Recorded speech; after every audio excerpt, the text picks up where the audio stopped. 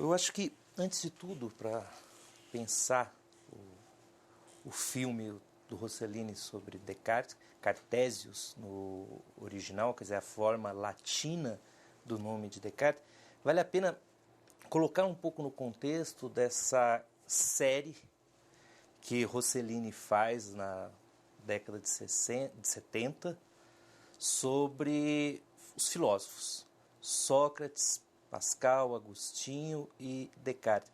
É muito curioso o modo como Rossellini dá conta dessa dificuldade que é não só fazer uma cinebiografia, como a cinebiografia de um pensador.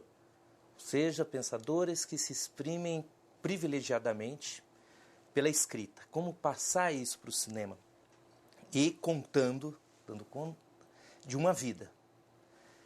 É muito interessante o modo como que Rossellini constrói as vidas dos filósofos.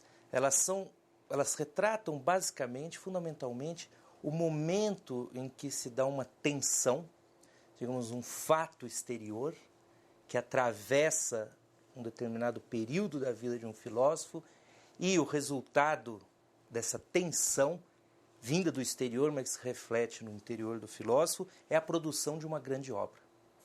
Então, a grande obra ou a afirmação de uma filosofia madura. Eu faço essa advertência porque Sócrates, como nós sabemos, não escreveu nada. Mas no caso de Sócrates, nós temos o julgamento que o leva à morte pela cidade de Atenas. No caso de Agostinho, nós temos esse momento fundamental da sua vida, onde é preciso dar conta da queda de Roma, queda cuja responsabilidade é atribuída aos cristãos. E daí surge, desse momento tenso, de tensa reflexão, surge a Cidade de Deus, uma obra maior de Agostinho. Ora, em Descartes é algo estruturalmente idêntico que nós vamos encontrar. A obra madura de Descartes, as suas grandes obras, o discurso do método, as meditações metafísicas, sobretudo, nascem de um momento de grave tensão, de quase um dilaceramento do percurso do filósofo, como nós conhecemos pela sua correspondência, que é, em 1633, a condenação de Galileu pelo Santo Ofício romano. É então o que eu gostaria de frisar, é um Descartes, curiosamente, muito humano que aparece no filme de Rossellini. Eu friso o curiosamente porque, como nós sabemos, o nosso uso cotidiano do adjetivo cartesiano é sempre a pessoa excessivamente lógica, fria, calculista, que não se abre para nada, que foge da vida. Ora, o Descartes que aparece no filme de Rossellini é um Descartes muito diferente e, importante dizer, é um Descartes mais verdadeiro, que corresponde mais aos fatos do que o Descartes do nosso senso comum, caracterizado pelos verbetes de dicionário como cartesiano. É um Descartes que nós conhecemos no seu íntimo, é um Descartes, como o espectador vê, gosta de acordar muito tarde, ele sempre acorda depois do meio-dia, com muito custo. É um Descartes que gosta de poesia, é um Descartes que gosta de esgrima. É importante lembrar que Descartes foi o autor de um tratado de esgrima, Descartes foi autor de um projeto de balé. É um Descartes que é aberto para uma certa mundanidade, que frequenta salões, ao mesmo tempo em que produz uma obra científica maior, rigorosa, que marca o início da modernidade e marca ainda hoje o pensamento dos nossos dias. Então, o que Rossellini faz é apresentar esse Descartes algo aventuroso, um ser humano numa aventura que é a sua própria vida, uma vida que é atravessada por tensões, pelo amor, pela poesia, pelos vários interesses e que se põe para o espectador, mas não menos para o protagonista, para o próprio Descartes, como um enigma, como um certo mistério. Eu gostaria até de lembrar esse momento muito interessante em que nós vemos uma certa cena, Descartes, logo depois que saiu do colégio, visita um amigo do seu pai em Paris e toma nas mãos um livro de poesias do poeta francês Théophile de Viau. E é uma poesia, evidentemente, erótica, em que acaba com versos que dizem mais ou menos o seguinte: o que nós fizermos aqui será um dulcíssimo mistério. Veja, é claro que no contexto da poesia isso se refere a um casal, mas no contexto do filme, e naquele momento preciso em que Descartes saiu do colégio, não sabe muito bem ainda o que fazer da vida, e esses versos ressoam também como o próprio percurso do protagonista. O que eu fizer aqui, o que eu vou fazer aqui, melhor dizendo, é um mistério. Mas é um doce mistério, é um dulcíssimo mistério. Eu acho que isso capta bem essa complexidade da personalidade de Descartes, que vai para lá dos estigmas que nós associamos ao termo cartesiano.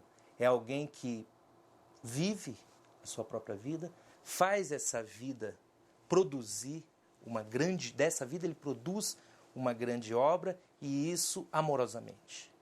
A todo momento do filme percebe-se o amor de Descartes com a relação à verdade ou à investigação da verdade que ele se propõe como fito para a própria vida.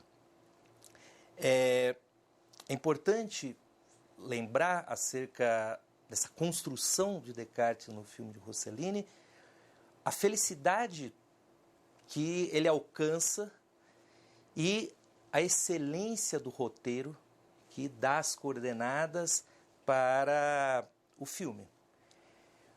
Esse entroncamento entre a vida e a obra, que em Descartes é muito forte. Eu gostaria de lembrar que boa parte de uma das obras maiores de Descartes, cuja publicação nós assistimos ao longo do filme, o Discurso do Método, boa parte do Discurso do Método é uma narrativa de Descartes da sua própria vida, do seu percurso, desde os primeiros anos de colégio até a produção do próprio Discurso do Método. Então é um filósofo onde a vida e a obra se entroncam de uma forma muito forte. Qual a força e qual o significado disso é um ponto que os intérpretes até hoje discutem, mas certamente há esse entroncamento. Então, Rossellini parte disso, ao meu ver, e faz um trabalho muito feliz com todo o legado dos textos cartesianos. O que é um legado muito rico, se considerando outros filósofos clássicos, ou modernos, do século XVII. O que nos sobra de escritos de Descartes é de uma quantidade muito grande, não só das suas grandes obras, que todas vão ser utilizadas no roteiro de Rossellini, as regras para a direção do espírito, o discurso do método, as meditações de filosofia primeira, principalmente, mas também outras são utilizadas ou mencionadas, como o compêndio de música. Importante também, nos sobra de Descartes uma correspondência muito vasta. São, na edição canônica, 5 volumes de correspondência, o que é algo muito singular para um filósofo do século XVII. E essa correspondência é largamente utilizada na produção do roteiro. Há quase todas as falas que nós encontramos no filme derivam ou de obras ou da correspondência de Descartes. Então é um filme muito fiel à obra cartesiana e que consegue dramaticamente retomar momentos fundamentais dessa obra, colocando para o espectador com uma felicidade incrível, sob uma forma dramática, questões chaves, questões inclusive técnicas da filosofia cartesiana. Então, nesse sentido, é um roteiro felicíssimo, eu diria, e muito fiel ao legado cartesiano, aquilo que Rossellini e os outros roteiristas tinham à mão como material. como que isso é armado, né? Como que então o filme atravessa a vida de Descartes, nos levando a conhecer, vamos dizer, o fundo do qual emerge a sua obra mais madura. Pode-se dizer que o filme trabalha basicamente com 3 tempos da vida cartesiana. Um, que é aquele ao que nós somos inseridos logo de início e que é rapidamente fechado, é o período de formação no colégio de La Flèche. Um segundo tempo, que seria o das viagens. E um terceiro tempo, que é aquele da maturidade, que é o período em que Descartes se fixa na Holanda ou, de outra forma, nos Países Baixos. Acho que vale a pena retomar um pouquinho isso e pensar algumas questões chaves que aparecem ali, como que elas aparecem. De entrada, no filme nós somos inseridos numa discussão acerca das contribuições, das investigações mais recentes de Galileu Galilei, do italiano Galileu Galilei. Isso é de máxima importância porque, sem dúvida, para o mundo da época de Descartes, aquele do início do século XVII, mas principalmente para o próprio Descartes, esse é o acontecimento máximo no mundo do saber e que vai dar todo o contexto para a sua vida, para a sua busca da verdade e para a produção de sua obra. Quer dizer, é esse debate que podemos resumir usando as palavras do expositor em La Flèche, ao início do filme, esse debate entre a posição daqueles que defendem a estabilidade da Terra ou a mobilidade da Terra. Ou seja, o debate entre a tradição que vem desde os antigos, entre o sistema ptolomaico que afirma a Terra no centro do universo e uma nova interpretação, um novo sistema que começa a surgir, que havia surgido mais ou menos meio século antes, com Copérnico, mas que vai se firmar de vez com o trabalho de Galileu, que afirma a mobilidade da Terra e o Sol como um ponto fixo, no centro do sistema que hoje nós chamamos de sistema solar. Quer dizer, isso é uma reconfiguração incrível, que é difícil para nós imaginarmos hoje, mas é uma reconfiguração inteira, não só do que se pensa sobre o universo, sobre os céus, as estrelas, mas não menos daquilo que se pensa no nosso planeta Terra. São todas as instituições tradicionais, os modos de vida tradicionais, as ideias tradicionais que de uma hora para outra, se não são abandonadas, longe disso, né? Nós vemos ainda bruxas, ou pelo menos mulheres acusadas de feitiçaria, ainda são queimadas em praça pública. Então, mas se a tradição não é abandonada, ela é abalada de um modo fortíssimo. E é isso que se reflete ali, naquele momento, naquele debate em La Flèche, que nós assistimos ao início do filme, e, não por acaso, ergue-se um estudante que acusa Galileu, se não de impiedade, ao menos de um certo desprezo pelo texto bíblico, em especial uma passagem em que Josué faz o sol, ou melhor, ele pede que Deus faça o sol parar. Ora, é curioso isso, porque Galileu ainda trabalha um pouco com o texto bíblico. Descartes, isso vai retornar no filme, nós sabemos, ele vai se recusar a tratar de teologia.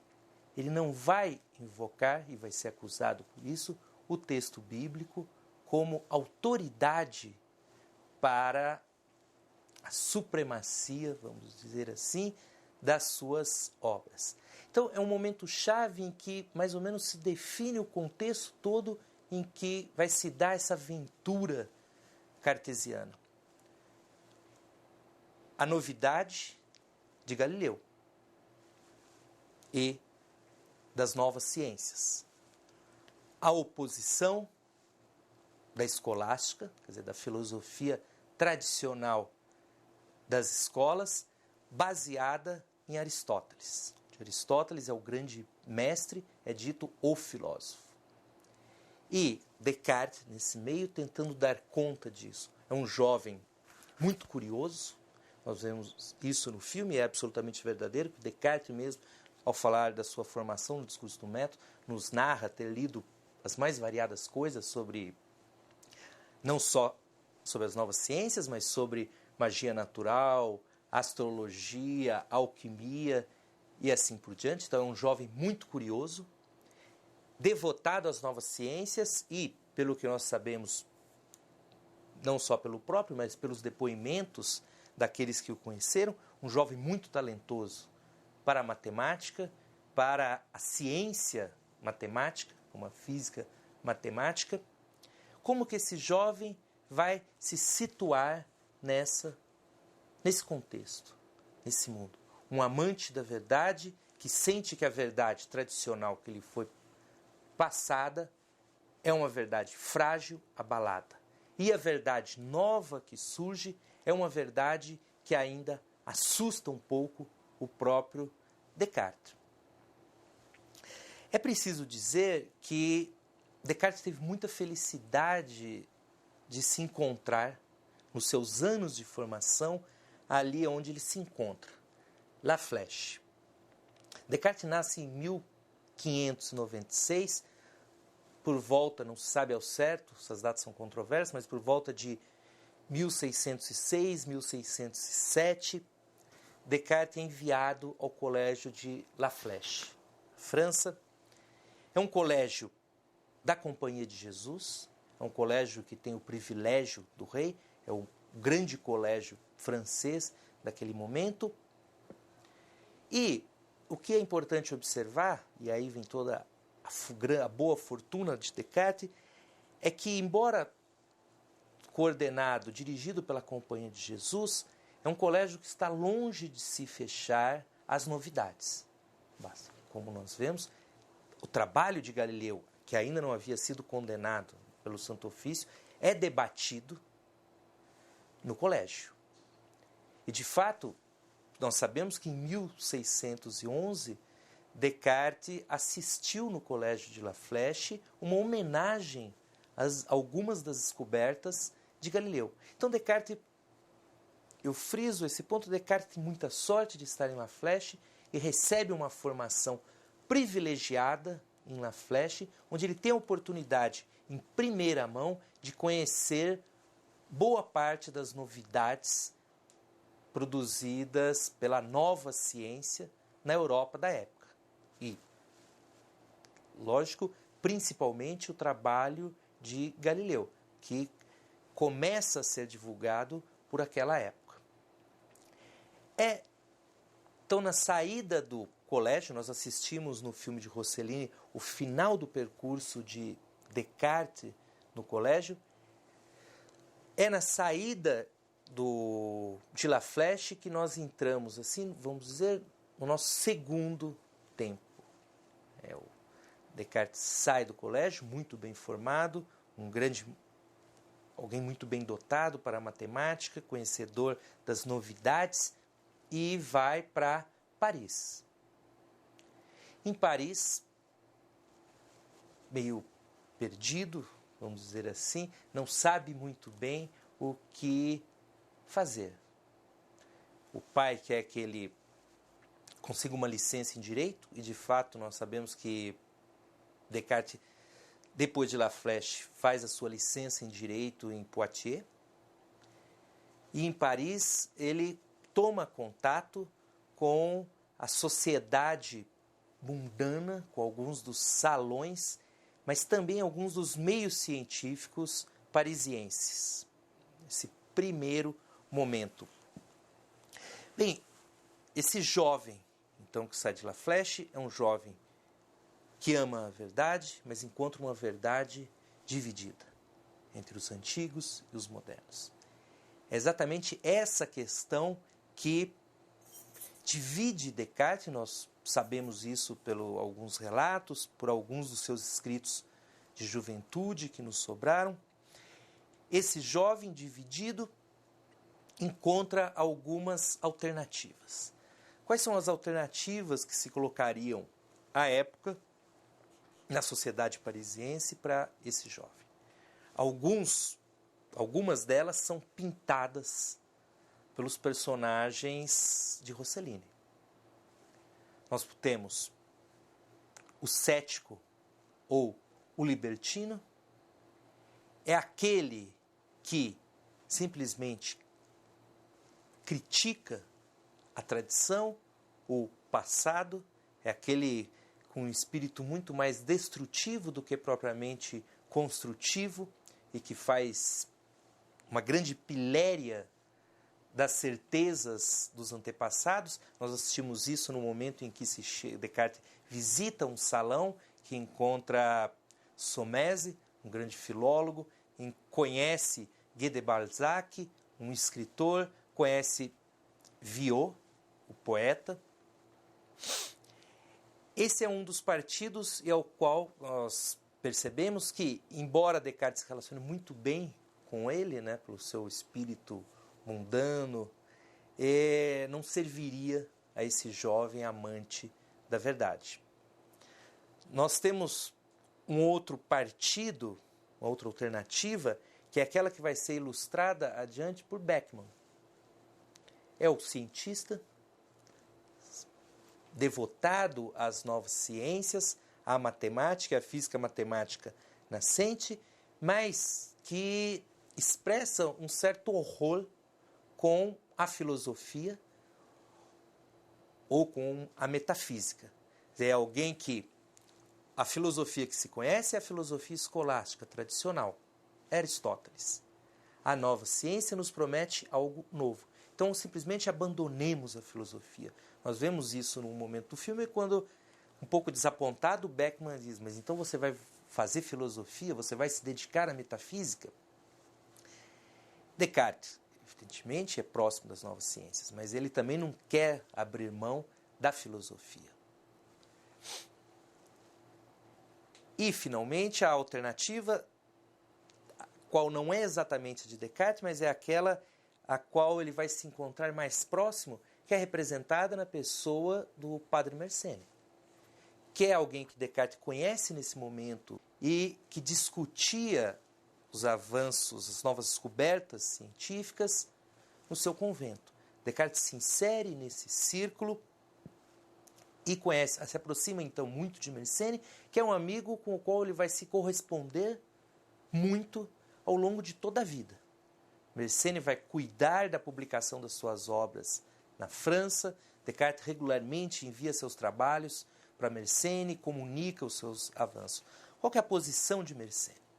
Mersenne tem clareza de que é impossível sustentar o saber científico tradicional. Ele é muito bem informado sobre o que se faz na Europa da época. Até um estudioso que diz que Mersenne é a caixa postal da Europa da época. Ele recebe milhares de cartas de todas as partes da Europa lhe comunicando as novas descobertas científicas. Bom, isso lhe dá a certeza de que não é possível sustentar a ciência tradicional. Mas não é possível sustentar a ciência tradicional. Isso não quer dizer, e nós percebemos muito bem isso no diálogo que ele mantém com Descartes, isso não quer dizer que nós devemos abandonar a filosofia e nem mesmo abandonar Aristóteles. Aristóteles é uma águia, ao passo que nós somos pintinhos, algo que revolta um pouco o jovem Descartes e que nos permite ver algo do que vai ser a posição cartesiana. Veja, a ciência tradicional não se sustenta mais Até aqui, Descartes está com Mersenne. Mas por que nós não podemos formular uma nova filosofia? Não precisamos manter esse descompasso, é como se ele dissesse a Mersenne, não precisamos manter esse descompasso de abarcar a nova ciência e manter uma filosofia que não está bem compassada com essa nova ciência. Não, é possível, utilizando a nova ciência, construir uma nova filosofia. De certa forma, esse momento é decisivo porque a obra de Descartes talvez pudesse ser resumida nisso.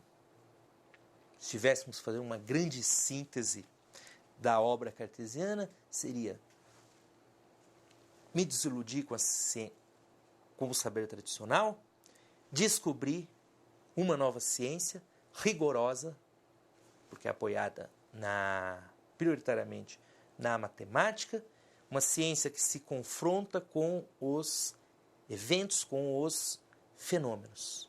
O que eu faço com isso? Alguém que quer filosofar tem de construir, nesse momento, ao início do século XVII, uma filosofia que faça jus, uma nova filosofia que faça jus a essa nova ciência. Não é possível simplesmente ficar com o passado sem olhar para o futuro. E o presente, é onde emerge a obra de Descartes, é esse momento então de tensão, de onde vai surgir toda a sua filosofia. Então, se nós formos resumir da importância desse diálogo entre Mersenne e Descartes, é uma filosofia que tem como esteio as novas ciências. Então, Descartes, nesse primeiro momento em Paris, é isso, ele tem alternativas, no fundo, nenhuma lhe agrada muito, embora ele esteja próxima de várias, mas ele também não sabe, vamos dizer ainda, o que fazer. O filme é a descoberta de uma resposta para esse o que fazer. E é esse Descartes, então, um pouco perdido, indeciso, que nós encontramos em Paris, logo depois da saída de La Flèche, e que fica algo perfeitamente visível no momento em que o espectador descobre que Descartes fica 4 dias sem sair do quarto, refletindo sobre o que fazer da vida. Ele é visitado pelos amigos e comunica a decisão de partir para a Holanda. Esse momento é muito preciso e muito importante, é interessante como que ele é construído, porque boa parte do diálogo, ao menos os enunciados cartesianos, ali são enunciados literais que o roteiro retira das obras cartesianas. Quer dizer, Descartes admite ter preconceitos, ainda como um amigo lhe diz, nossa, alguém que admite ter preconceitos, então é uma postura nova.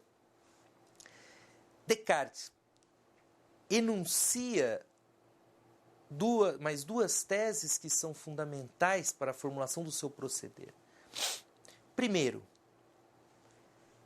os antigos são a infância do mundo.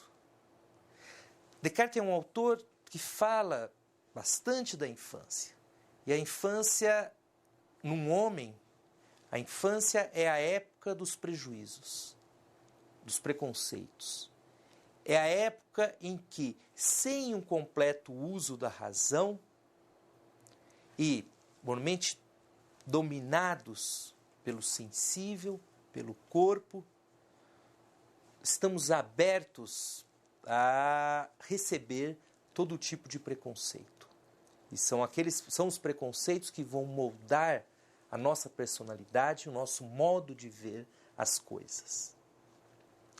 Veja, aqui isso se refere não só ao homem, o que leva Descartes a ter certeza de que ele é vítima de preconceitos, mas também à própria história humana. os antigos são como crianças. O que é interessante, porque eu posso agora, a partir desse ponto de vista cartesiano, reservar aos antigos um lugar de honra, que era algo que Mersenne cobrava dele. Os antigos têm o seu lugar de honra, mas justamente porque eles são antigos. Então, nós não podemos nos voltar à antiguidade, nós temos que honrá-los e ir para frente. Nós somos a fase adulta, a fase em que é necessário nos despojarmos dos preconceitos. Esse modo de ver a história do pensamento vai permitir a Descartes repensar, ao longo de toda a sua obra, o modo como se relacionar com os antigos, com a verdade tradicional. Finalmente, o último ponto importante que aparece ali, que é capital para o procedimento cartesiano, é uma ideia que vai fazer muito sucesso nas obras futuras. É a seguinte: tudo o que for duvidoso, eu tomarei como falso. Isso marca uma característica forte do famoso método cartesiano, que é um certo uso da dúvida. Uma dúvida exacerbada, mas que não cede ao ceticismo. É uma dúvida de tudo, mas não é uma dúvida cética, porque é uma dúvida usada, como dirá Descartes no futuro, com método. É um absurdo à primeira vista, e Descartes vai ser muito criticado pelos seus objetores, dizer que tudo que é duvidoso é falso.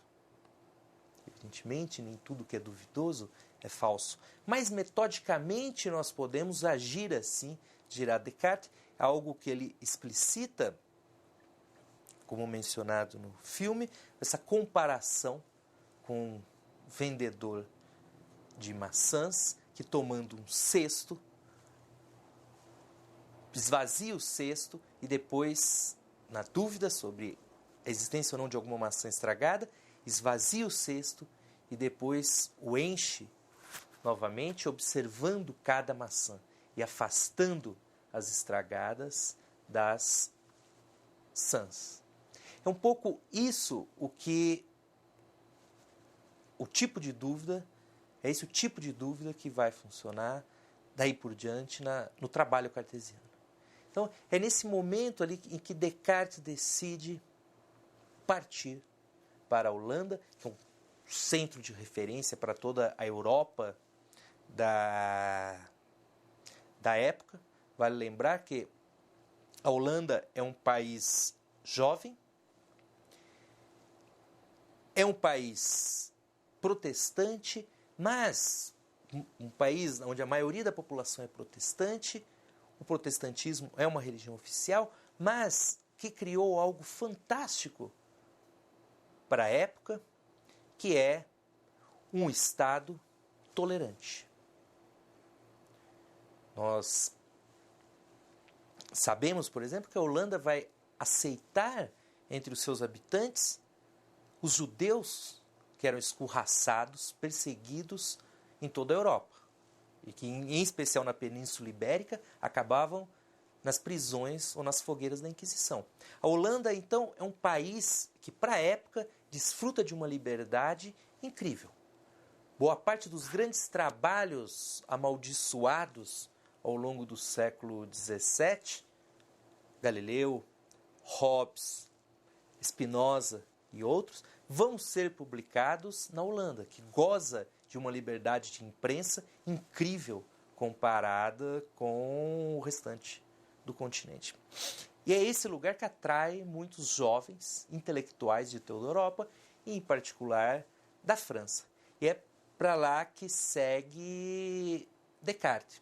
Segue com uma certeza, a de que é necessário viajar e buscar em si, mesmo como ele repete algumas vezes ao longo do filme, é necessário buscar em mim um saber que é esse mesmo saber que não se pode adquirir senão viajando. À primeira vista pode parecer contraditório, mas não é muito coerente. Isso quer dizer, é um saber que, se não faz tábula rasa do passado, ao menos não acata a autoridade do passado só por ser passado. Então é um saber que eu procuro em mim, que eu produzo e em que eu sou a autoridade dele, mas é um saber que, não menos, tem de se confrontar com os fenômenos, tem de se confrontar com o mundo. Isso é muito importante porque, e inclusive mencionado em algum momento por Descartes, Aristóteles é um sistema baseado em silogismos, um sistema lógico, vamos dizer assim, ao passo que Galileu produz um saber que parte dos fenômenos e que se confronta com os fenômenos. Então é esse tipo de saber que eu encontro em mim, mas que eu aprendo viajando, que Descartes vai procurar partindo para a Holanda e percorrendo outros países durante 9, 10 anos. Holanda, Alemanha, parte Itália, retorna à França. Então, nesse momento, o que nós temos é um Descartes que, como nós assistimos, ainda não produziu a sua filosofia madura, mas como que se impõe um novo período formativo, que é descobrir o mundo e descobrir a si mesmo. Nós encontramos, então, um Descartes que frequenta dissecações públicas. Nós encontramos um Descartes que lê muito. Nós encontramos um Descartes que estuda junto de militares alguns problemas matemáticos ligados aos projéteis. É um Descartes de uma curiosidade incrível e ao qual nada do que é um saber humano parece estranho. É esse Descartes que tem um momento, tem uma experiência capital em 1619, uma experiência que vai ser narrada com algum detalhe no filme e textualmente, porque nós temos textos ou de Descartes ou de um biógrafo seu da época que nos narram esse acontecimento, que são os sonhos de Descartes, os 3 sonhos que ele narra no filme, que Descartes tem esses 3 sonhos de 10 para 11 de novembro de 1619. Descartes se alista junto às tropas alemãs, ele parte para a Alemanha e lá as tropas estão estacionadas por conta de um inverno rigoroso, não há o que fazer, não há manobras. Descartes, como ele sempre, a vida inteira ele sempre apreciou muito isso, se isola num quarto aquecido e medita durante um bom tempo. Então, na noite de 10 para 11 de novembro de 1619, que ele tem 3 sonhos, que ele narra no filme. Os 2 primeiros sonhos assustadores, mas o terceiro revelador. O que, de certo modo, permite pensar, um dos núcleos desse percurso cartesiano de descoberta. Descartes acorda no seu sonho, toma nas mãos um volume, o Corpus Poetarum, é uma coletânea de poemas da época. Ele abre numa página em que encontra um verso do poeta latino Ausônio. quod vitae sectabor iter. Que caminho de vida eu seguirei. Para o contexto da sua situação ali naquele momento, é o que eu vou fazer da minha vida. Eu quero algo, mas qual o caminho que eu sigo? E o segundo momento do sonho é um outro verso, que é o est, marcado pelo est et non, sim ou não, e que na interpretação cartesiana quer dizer, aceito isso que me é oferecido ou não? Tomo essa decisão ou não? E finalmente, um elemento importante desse sonho, que aponta o que é oferecido a Descartes, é o fato dele encontrar um dicionário que ele interpreta como a totalidade do conhecimento. Nos escritos de Descartes, ele próprio interpreta esse sonho, os escritos do jovem Descartes. Nesses escritos ele interpreta esse sonho e ele lê esse sonho como o caminho que eu devo seguir é a da produção de um conhecimento total. Ou o novo caminho é um sistema de toda a natureza, de todo o mundo. Não por acaso a obra que ele vai produzir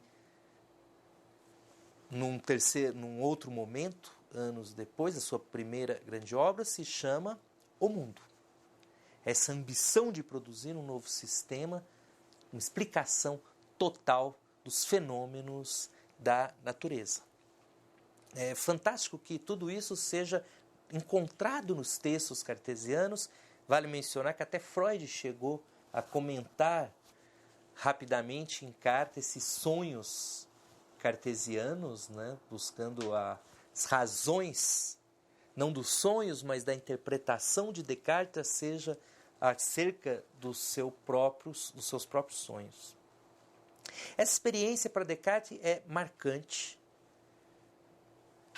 É talvez a partir de 619 que ele esteja decidido a fazer o que ele vai fazer, ainda que ele não saiba bem qual vai ser o resultado daquilo tudo. Nós encontramos então esse Descartes que percorre o continente, buscando saber de tudo, buscando obter todas as informações possíveis acerca das novas descobertas da ciência. Ora, esse Descartes, então, ele passa 9, 10 anos viajando. É um período que é mencionado no discurso do método como um período formativo muito importante, mas que chega ao fim. Como dirá Descartes, quando se viaja demais, passa-se a sentir estranho em sua própria terra, em sua própria casa. Então, era preciso parar. E quando Descartes para, ele empreende uma nova viagem, parte da França, mas agora uma viagem, podemos dizer, definitiva para a Holanda. A partir de entre 629 e 630, Descartes fixa residência na Holanda. Ele retornará uma vez ou outra para a França e, ao final da vida, ele irá para a Suécia, onde morrerá em 1650. Mas, no geral, ele vive durante 20 anos na Holanda. Há essa preocupação, ao ir para a Holanda, em definitivo, há essa preocupação de Descartes em buscar a solidão, o resguardo e a tranquilidade necessários para o seu trabalho. Pois é nesse clima, nessa Holanda em que Descartes se fixa em 629, 630, mudando algumas vezes de cidades, que ele vai produzir a sua obra no sentido mais forte. Quase a totalidade dos seus escritos vão ser produzidos, os escritos vão ser produzidos na Holanda, impressos na Holanda. Então, fixando residência na Holanda, e se põe a um trabalho alucinado acerca de tudo. Uma investigação total, exatamente como prevista no seu sonho. O que nós conhecemos, nós podemos acompanhar quase que mês a mês pela correspondência cartesiana. É um Descartes que estuda ótica. É um Descartes que estuda a queda dos corpos. É um Descartes que estuda a luz. É um Descartes que estuda o corpo humano. É um Descartes que, em 1630, pela primeira vez, enuncia uma tese metafísica maior, retomada ipsis literis no filme de Rossellini, que é a teoria da livre criação das verdades eternas. Então é um período intenso da vida de Descartes, onde ele vara noites e noites, ou fazendo dissecações, ou lendo livros, ou tomando anotações. No dia seguinte, dormindo até o meio-dia, porque nem mesmo ele era de ferro. Mas é um período intenso em que Descartes está produzindo aquela que para ele seria uma obra maior, revolucionária, que era O Mundo. Como diz o livreiro, vai ser uma obra que está ao pé de Galileu, de Bacon e de outros grandes. Uma obra que vai marcar o século.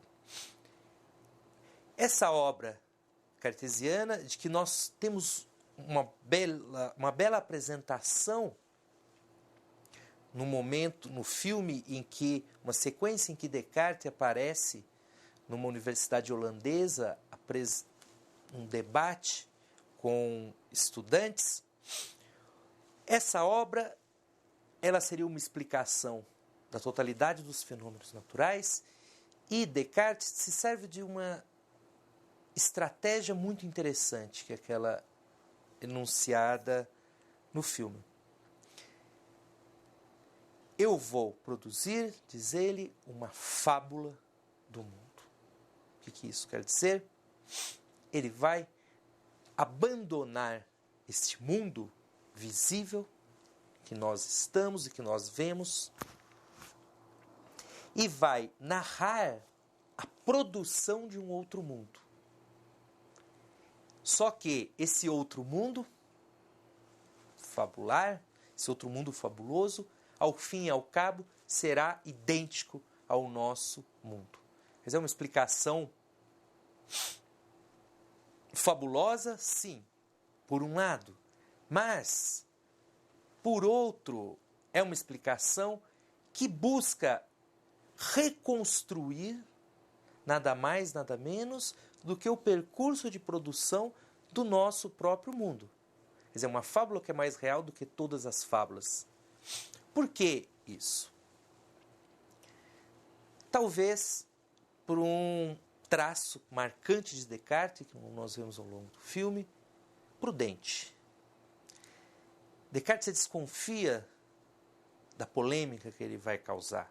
Ele sabe que mais e mais polêmica vem acompanhando as teses de Galileu. Então, o que Descartes se propõe é: eu vou produzir uma fábula, um romance. E poderia acrescentar, se fosse nos tempos de hoje, nada do que está dito aqui tem relação com fatos reais, ao menos não necessariamente. Então, é uma argúcia cartesiana muito potente, mas que serve à perfeição também para produzir uma explicação mecânica do mundo. mecânica no sentido exato desse novo saber, que nós vamos chamar depois de mecanicismo, que Descartes postula, como ele enuncia aos estudantes, logo de início, uma matéria, uma extensão. Essa extensão vai ser movida por Deus.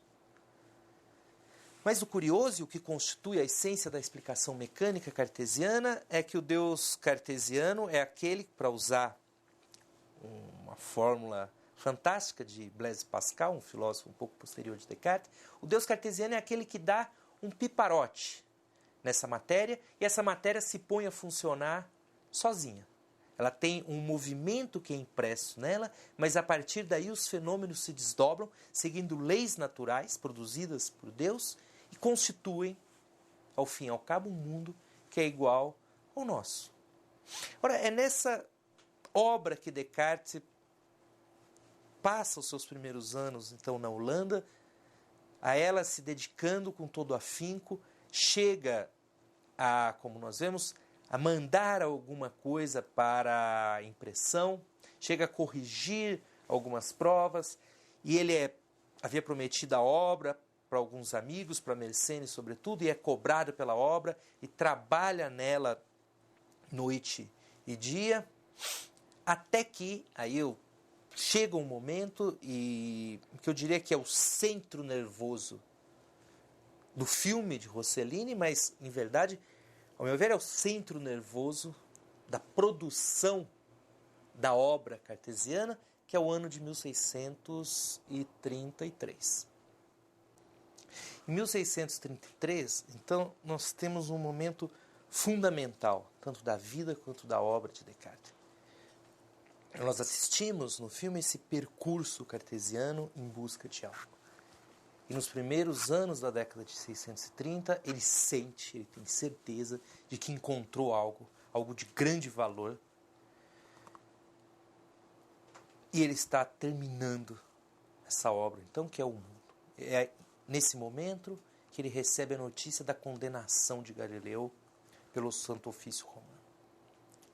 Galileu, um homem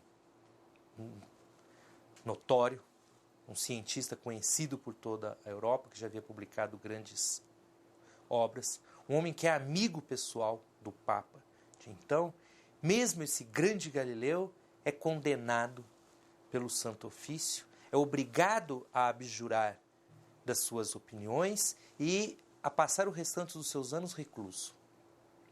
Se esse grande Galileu é condenado, o que vai ser da minha obra? Exatamente essa a questão que Descartes se põe nesse momento.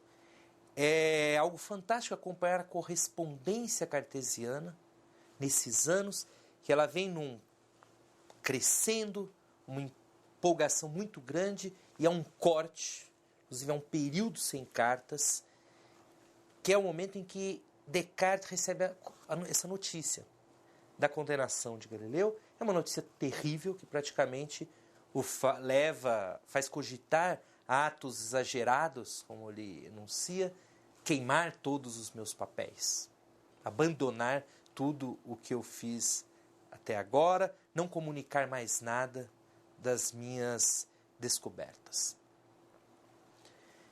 É verdade que Descartes está na Holanda, o que lhe garantiria a possibilidade de publicar ainda assim o Tratado do Mundo. Mas esse traço de prudência cartesiano o leva a pôr de lado essa opção. Ele não quer comprar uma briga com o Vaticano. Ele não quer ficar impossibilitado de voltar para a França, portanto, para uma terra católica. Não quer se ver condenado a ficar o restante da vida na Holanda e descontentar todos os seus amigos católicos, em especial o padre Mersenne. Descartes, então, para a redação do Mundo, e é um momento de grande tensão criativa, que é a partir daí que ele vai redefinir o seu percurso. A condenação é em 33. Em 37 dá-se a publicação da primeira grande obra cartesiana, o discurso do método. O discurso do método acompanhado por 3 ensaios de aplicação do método. A dióptrica, um estudo sobre a luz, os meteoros e a geometria. Descartes reaproveita muito, quase tudo daquilo em que ele vinha trabalhando, mas de uma outra forma. O que lhe permite se afastar do perigo de uma condenação como aquela que atingira Galileu. Qual que é o artifício cartesiano? O discurso do método, como já havíamos visto, é uma fábula do mundo em que se explica a produção do mundo. E é impossível fazer isso sem tomar teses galileicas que foram condenadas. É uma obra sistemática. O que Descartes nos vai apresentar em 637 são ensaios do método, são obras, no caso da geometria, da dióptrica e dos meteoros, são obras, sobretudo, que apresentam um saber experimental. Descartes abre mão das grandes teses que seriam condenáveis e apresenta teses retiradas de experimentos e que não fazem grandes excogitações sobre o sistema do universo ou coisa que o valha. A geometria é uma apresentação de algumas descobertas que ele havia feito e há essa, como prefácio, o discurso do método, que é uma obra que traz uma apresentação do seu próprio percurso, da sua vida, e algumas teses metafísicas. Então, disso que nós vamos ter o primeiro exemplar, a primeira expressão do que é a filosofia madura de Descartes. Por que dizer que a condenação de Galileu é o centro nervoso, então, da produção dessa maturidade? Descartes abandona tudo o que ele vinha fazendo e tem que produzir algo novo. É nesse meio tempo, em 4 anos, 633 e 637, que boa parte das teses mais notórias do cartesianismo aparecem na correspondência. Teses como a centralidade do eu, do sujeito pensante, de que nós logo vamos falar, não haviam aparecido até então. Aliás, não havia aparecido nem mesmo o nome discurso do método. Como lembram no filme O Livreiro, o título da obra seria outro. Então é um momento criativo onde um Descartes acuado, decepcionado ao ver anos de trabalho perdidos, produz, então, no seio dessa tensão, algo novo, que é aquilo justamente que marca o pensamento característico de Descartes. Nessa medida é o centro, que é para onde converge uma vida, e no momento de tensão surge algo novo. Descartes se confrontando com essa situação, que é isso que vai ser, então, esse cartesianismo maduro, que nós vamos conhecer pelo discurso do método, de 637. Nós vamos conhecer especialmente pelas meditações de filosofia primeira, que é a obra que Descartes produz em 1641, aprofundando várias das teses do discurso, e que é, sem dúvida nenhuma, as Meditações, a principal obra do cartesianismo. Então, esse é o percurso do filme de Rossellini. Eu creio que Rossellini nos leva com muito vagar até esse momento culminante e tenso, quando algo de novo brota, e depois as últimas cenas rapidamente nos fazem passar pelo discurso do método, pelas meditações de filosofia primeira. É como se Rosselini nos dissesse: Descartes está maduro. Agora o que nós vamos ter é uma extensão do cartesianismo. Mas nós assistimos à produção, ou eu até diria a autoprodução do cartesianismo por Descartes. Se quisermos em outros termos, como que um Descartes jovenzinho, muito interessado pelos estudos, se torna o Descartes, o grande filósofo e pensador que marca toda a sua época, que nós conhecemos. Então, para terminar, eu gostaria só de chamar a atenção para o final, para a sequência final desse filme, que é justamente esse lugar, esse momento do Descartes maduro, que é uma sequência, ao meu ver, belíssima, inteiramente baseada em textos, nos textos cartesianos, em particular as meditações. Esse momento em que Descartes recebe uma visita e, desconsolado, anuncia a sua situação. Ele publicou suas obras e viu polêmicas, objeções de toda parte. As meditações são de 641. Em 640, de fato, Descartes perde o pai. Ele perde a filha. Uma filha de que, apesar de uma posição algo ambígua, como nós vemos no filme, quando ele não assina o próprio nome na ata de batismo, é uma filha que ele amava muito e com a qual ele pouco pôde conviver, tal como ele pouco pôde conviver com outros seres humanos, então nós podemos dizer, seu afã de solidão para se dedicar à ciência. Há uma frase incrível provinda da boca desse Descartes que diz algo como: a ciência me impediu de viver.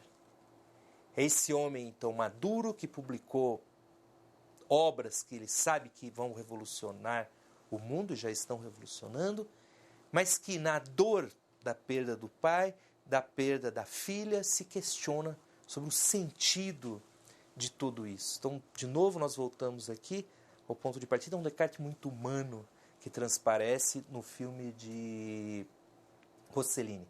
É esse Descartes que, retomando as suas grandes teses, diz: eu penso, eu existo. Mas o que é uma coisa pensante? Eu sou uma coisa pensante, mas o que é uma coisa pensante? É uma coisa que sente, que ama, que afirma, que nega, que duvida. É um trecho literal das meditações de Descartes, uma longa lista de ações que podem ser subsumidas ao pensamento e que fazem com que uma coisa pensante seja uma coisa pensante. Mas Descartes continua: eu preciso tomar um novo rumo, me aprofundar mais em mim mesmo, me afastar dos preconceitos sensíveis, me afastar da corporeidade. Eu sou uma coisa que pensa, uma realidade pensante. Mas o que é uma realidade pensante?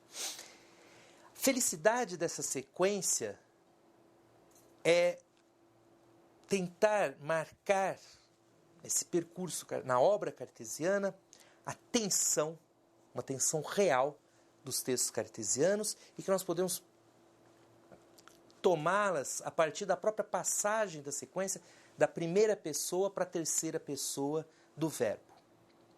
Eu sou uma coisa pensante, diz Descartes. Mas o que é ser uma coisa pensante e como ter certeza disso? Um dos problemas fundamentais da filosofia de Descartes, que nós conhecemos na passagem da segunda para a terceira meditação, é como que eu saio dessa certeza subjetiva, quase psicológica, do eu sei que eu sou, eu penso, portanto eu existo. Como que eu passo então dessa certeza psicológica para uma certeza científica que tem um valor não mais só subjetivo, mas objetivo? Quer dizer, tudo o que pensa existe. É a mesma afirmação, mas ela tem dois valores fundamentais, que um é o subjetivo e o outro é o objetivo. E é o problema exato, dramatizado por Rossellini, é o problema que Descartes vai enfrentar na terceira meditação, que vai exigir um ponto que não é explorado no filme, porque já é a sequência, que é a fiança de Deus. Descartes não tem como sair de si mesmo, dessa ciência que ele encontra em si, para o mundo. E, portanto, constituir uma ciência universal com valor objetivo. Então ele precisa de um Deus que garanta esse saber, garanta essa passagem do eu para aquilo que não é mais eu. Aquilo que é intersubjetivo, que é universal. Mas, além disso, então, essa última sequência, ela dramatiza esse problema central do cartesianismo, mas também dá um tom, nos faz repensar todo o filme, dando um tom existencial, eu diria, forte a esse percurso cartesiano. Zé é o percurso de um homem que chega agora e se pergunta o que é ser uma coisa pensante e como ter certeza disso. Isso nos revela, e o meu palpite é que aí estaria o porquê do interesse também de Rossellini em filmar um Descartes. Isso nos revela um valor, o valor antropológico da obra de Descartes, do próprio percurso cartesiano. A marca da humanidade, o que nos faz humanos para Descartes, é o pensamento. Se perguntar o que é ser uma coisa pensante e como ter certeza de que eu sou uma coisa pensante, é algo como se perguntar o que é ser um homem e como ter certeza da própria humanidade. O que revela que esse Descartes, às vezes pintado como um sujeito frio, calculista, puramente lógico, traz no bojo também, na sua obra, no seu saber, toda uma reflexão ética. O que é ser o que é que nos faz homens? O que é, uma pergunta que surge ao longo do filme, quais são os limites da razão humana? Ora, o Rossellini, um dos interesses do seu período final, como é sabido, é a relação entre ética e ciência, que ele declara muito explicitamente a preocupação de um saber que possa ir junto de um conteúdo ético. Ora, é justamente isso que nos revela essa última sequência. Esse, vamos dizer, é o perfil da obra cartesiana que eu tenho a impressão é para o qual Rossellini nos chama a atenção.